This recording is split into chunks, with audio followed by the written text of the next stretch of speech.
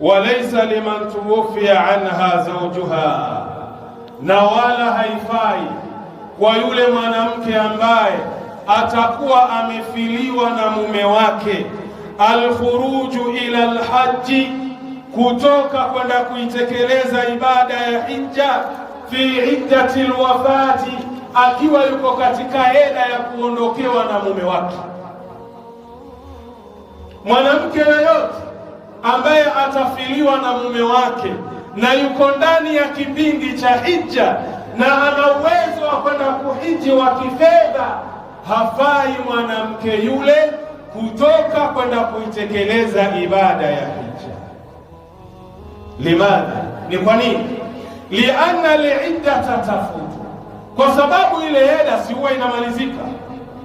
Anakaa miezi 4 na siku 10. Imeshindikana mwaka huu, atakwenda kuhiji mwaka ujao.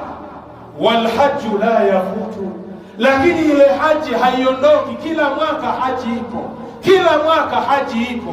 Kwa hiyo mwanamke yule anatakiwa akae eda mpaka eda yake iweze kumalizika.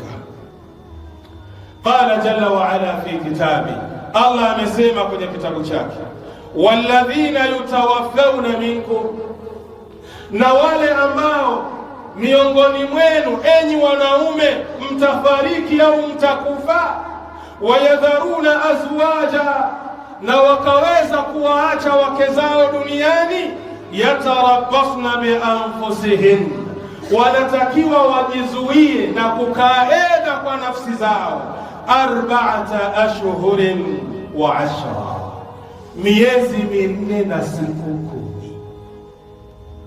Kwa hiyo mwanamke ikiwa amefiliwa na mume wake, yuko ndani ya idda, na umekuja wakati wa kwenda kuhiji, ana uwezo wa kifedha kwenda kuhiji, anatakiwa akae eda, amalizane na eda yake.